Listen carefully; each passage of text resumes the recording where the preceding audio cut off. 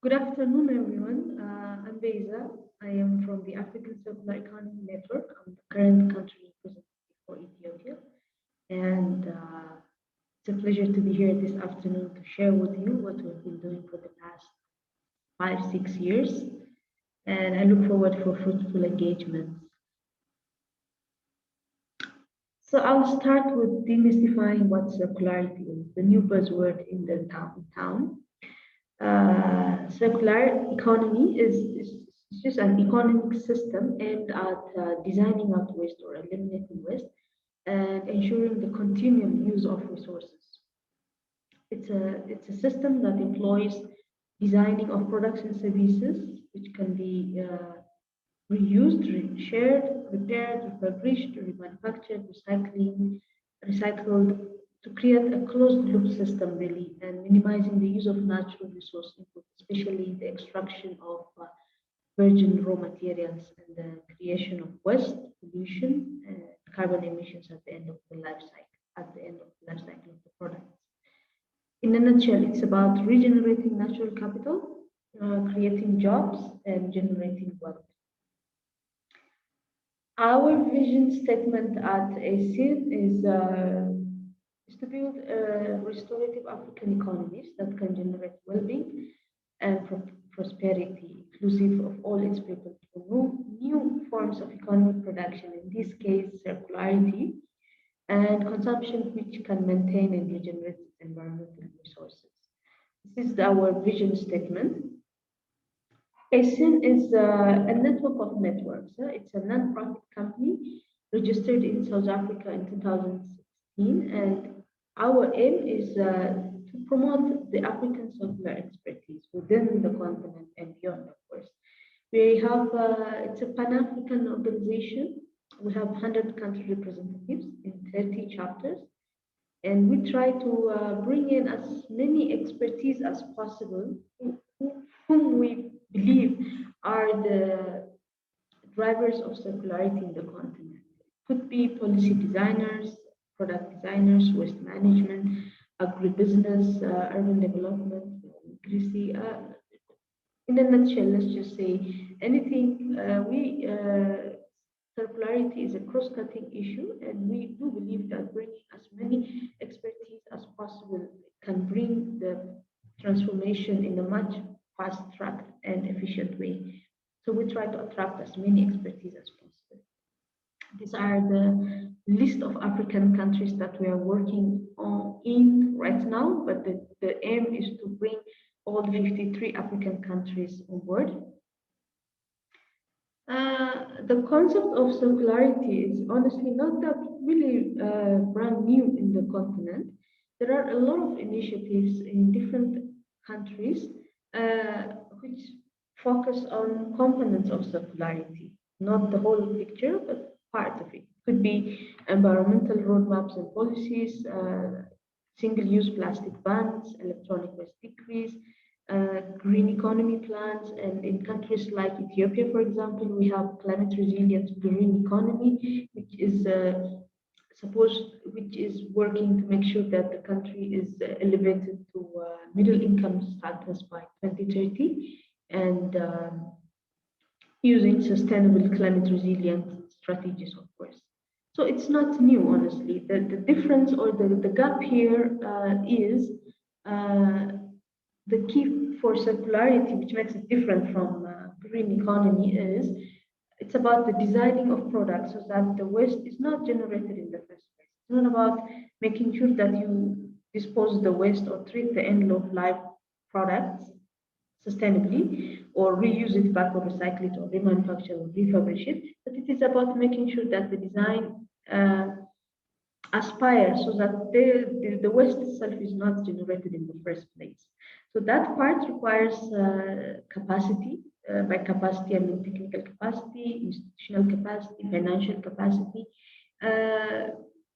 even inspirational capacity, honestly, to make sure that we design products and services which are circular. So that's the part that's really missing in Africa, and that's what we want to plug into the system. These are a list of, as I said, a lot of things happening in the continent. We try to map it with the Footprints Africa. You can find this. I'll share the link, this presentation with the team, with the organizers, and also you can find it on our website. This is a dynamic map showing different circular component activities across the continent in different sectors.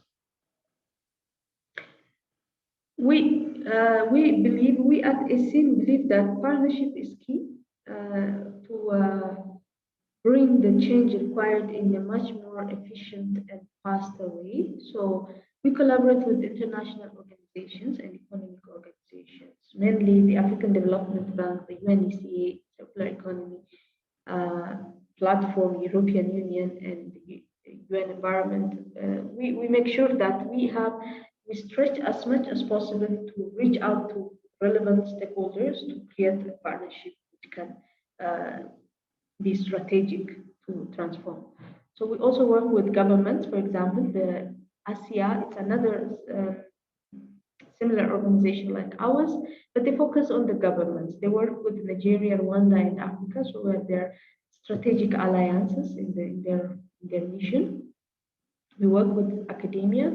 We also work global in close collaboration with international networks like the Holland Circular Hotspot and the Macan Foundation, Circular Economy Club, and others, honestly. What's happening, this is in a nutshell like what we do in Async. But in general, what is happening right now in the continent is a lot of policy intervention, partnerships, knowledge management, research and development, capacity building, and business model designs are being developed by various actors, and it is really with the objective of making sure that Africa is on board in this transformation, in the global transformation time. African Union Commission is developing a continental roadmap, which is due October 21st, 2021.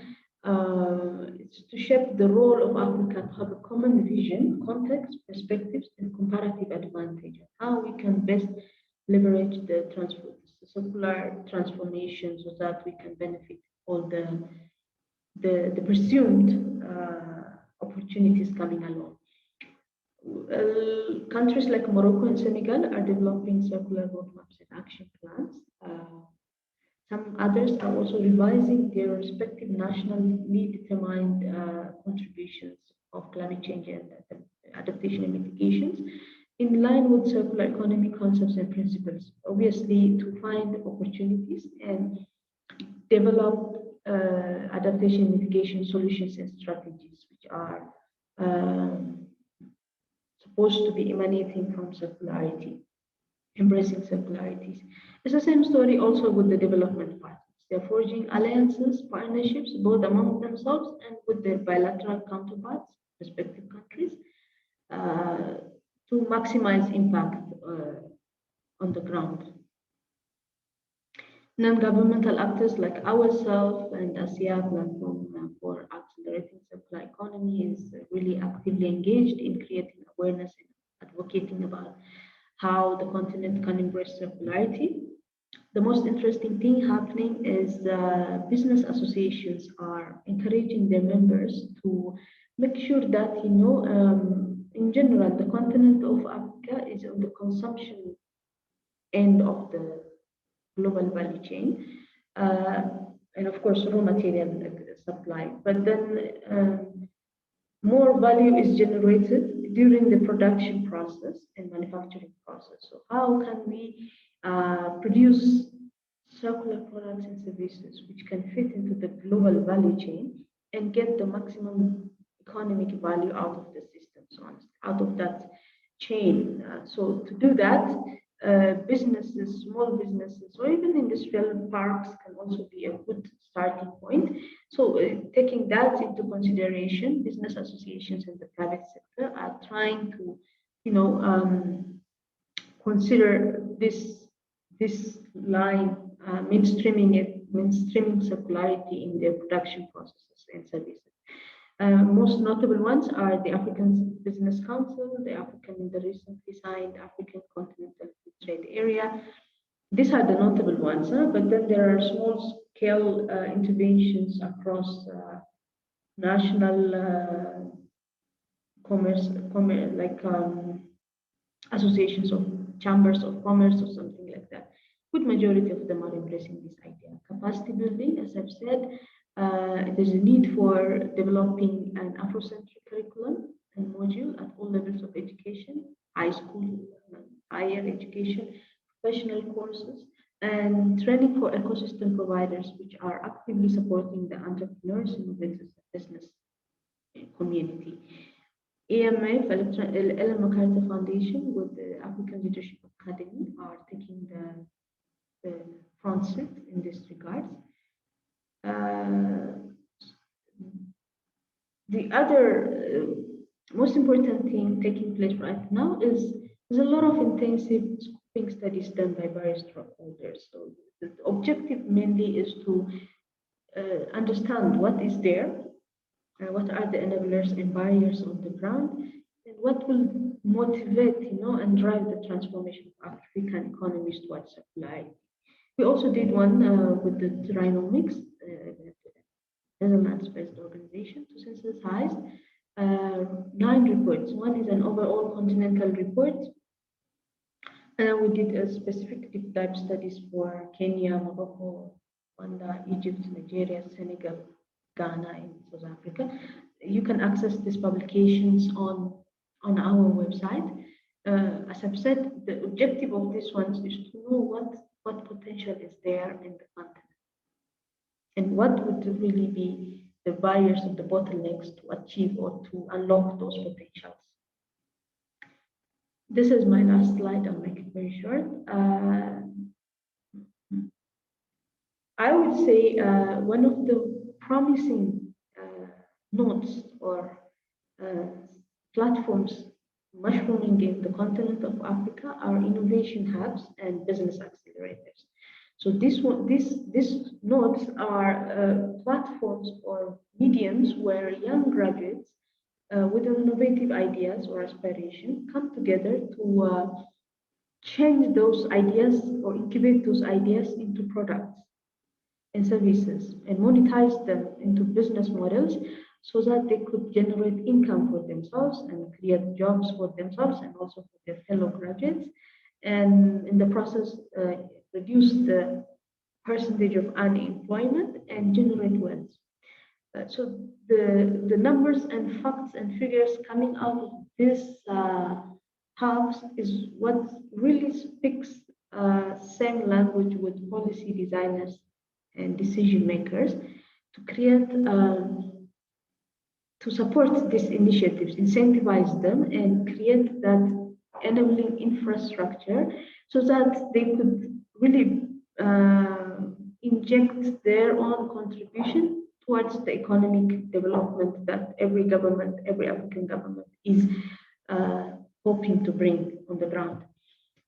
So these hubs are also places where ideas like circularity, circular products and services can be hatched or incubated and can be good showcases of best practices that can drive the transformation, honestly.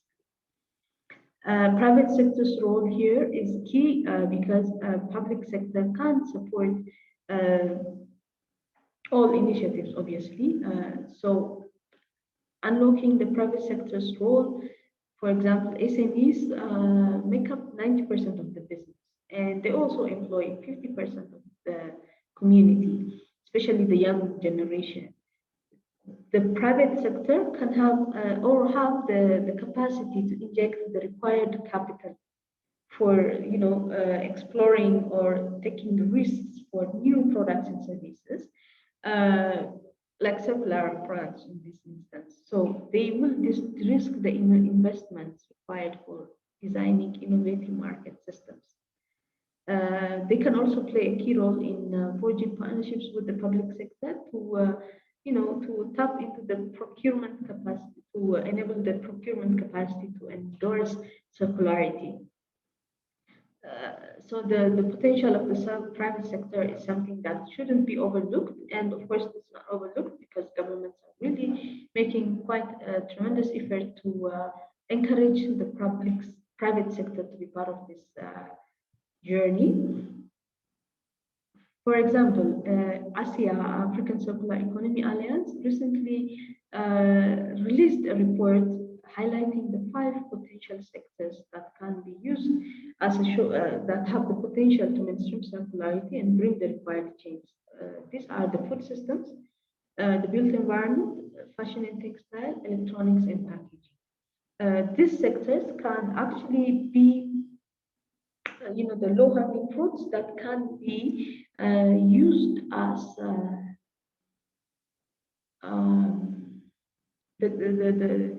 I would say the sectors that could be focused to mainstream circularity and bring the numbers and figures that would convince every stakeholder to be on board when it is about transforming towards circularity. This is in a nutshell what we've been doing in what we're doing in Async.